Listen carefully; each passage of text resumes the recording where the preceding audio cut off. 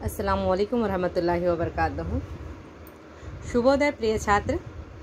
आज का हमारा पाठ है 9वीं कक्षा का पहला पाठ कबीर। कबीर, इसके कवि भी कबीरिच है, पाठ का नाम भी कबीरिच है। देखो यहाँ पे चित्र दिख रहा है कबीर का। ठीक है, मैं इनका कवि परिचय बताऊंगी अपने शब्दों में। ठीक है, कबीर के जन्म से मृत्यु तक के बारे में अनेक किंवदंतियां प्रचलित है। कहा जाता है कि सन 1398 में काशी में उनका जन्म हुआ और सन 1518 के आसपास मगहर में देहांत।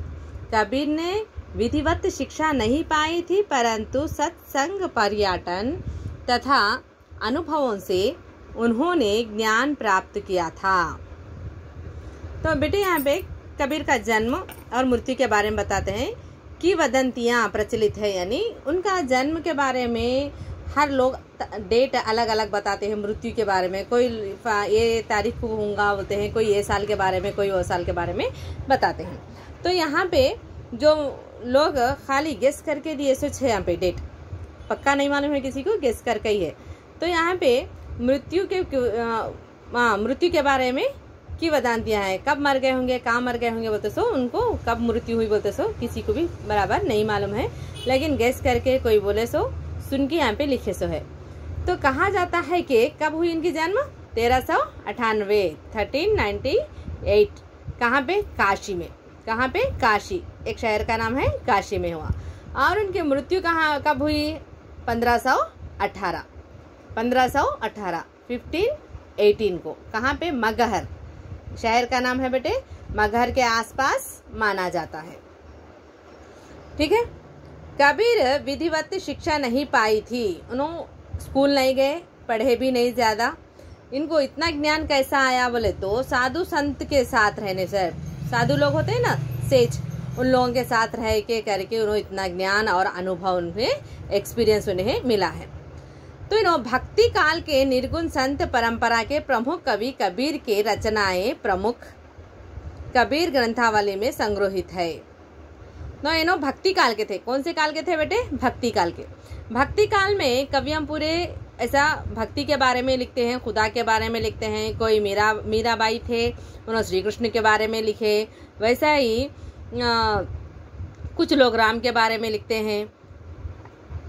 ठीक है, तो भक्ति काल के थे, लेकिन किसके बारे में? समाज सुधार के कविताएं लिखे। तो इनके प्रमुख किताब का नाम है एक ग्रंथावली। इनके सारे बहुत सारे दोहे किसमें है बोले तो ग्रंथावली में है। और इनके और एक किताब का नाम है बीजक, और एक किताब का नाम है बीजक। फिर इसके 3 भाग है, बीजक के 3 भाग है। कौन से? साखी, सबत, रामायणी। साखी, सबत, रामायणी। आज हमारे पाठ में साखी से कुछ पद्य दिए गए हैं, सबत से कुछ पद्य दिए गए हैं। साखी से थोड़े पोयम है, सबत से थोड़े बड़े पोयम है, रामायणी के यहाँ पे नहीं दिया गया है। तो आप लोग याद रखो, इनकी प्रमुख पुस्तक है बीजक। बीजक के कितने भाग है? 3 भाग है। बीजक के कितने भाग है? 3 भाग है। कौन से? साखी, सबत, रामायणी। साखी, सबत, रामायणी। और बहुत सारे रचनाएं, कुछ रचनाएं गुरु ग्रंथ साहिब में भी है। गुरु ग्रंथ साहिब किसकी है? मुकद्दस किताब, सिख लोगों की है ये। इनकी किताब में भी कबीर जी के दोहे है। ठीक है, समझ में आया? तो मैं यह सब अपने शब्दों में बताना चाहती हूँ। तो ये निर्गुण उपासक थे। निर्गुण यानी पूजा पाठ नहीं करते थे, पत्थर को पूजा करने वालों को नहीं मानते थे। और इनको निर्गुण उपासक होता, भगवान का एक रूप नहीं मानते थे। तो जो भी पूजा पाठ करते हैं तो पत्थर को पूजा करने वालों को उनको नहीं मानते थे। पत्थर से पूजा करने से बदले में चक्की को पूजा करो, वो तो आटा देती है ना, बेहतर है बोल के ऐसा मानते थे। तो पाखंड को नहीं मानते थे। गुरु लोग, जो गुरु होते हैं खाली दिखावट के रहते हैं, वैसे लोग को नहीं मानते थे। और भेदभाव नहीं रखते थे। भेदभाव हिंदू, मुस्लिम, सिख, ईसाई का भेदभाव भी नहीं रखते थे। ठीक है, इनकी भाषा का नाम, जो भाषा में लिखे वो भाषा का नाम है साधुखड़ी। स्क्रिप्ट का नाम है बेटे साधुखड़ी। इनकी भाषा का नाम होता है साधु खड़ी। इस खड़ी में भाषा बहुत ही आसान होती है, समझ में आता है।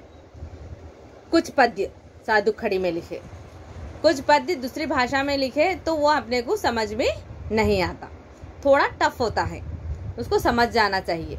लेकिन इन्होंने ज़्यादा से ज़्यादा पद्य रहस्यवाद में रखे बेटे। रहस्य यानी सीक्रेट में, सीक्रेट में यानी इबादत, खुदा, बंदा, इबादत कैसा होता है, दिखते क्या खुदा ताला हमें किस तरीके से हेल्प करते सो दिखाई देता है क्या?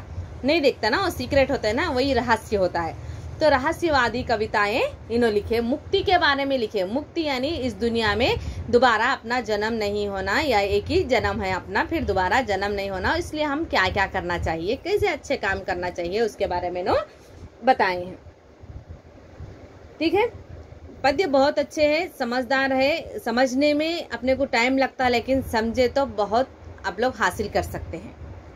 ठीक है, ये हो गया अपना कबीर का परिचय। धन्यवाद।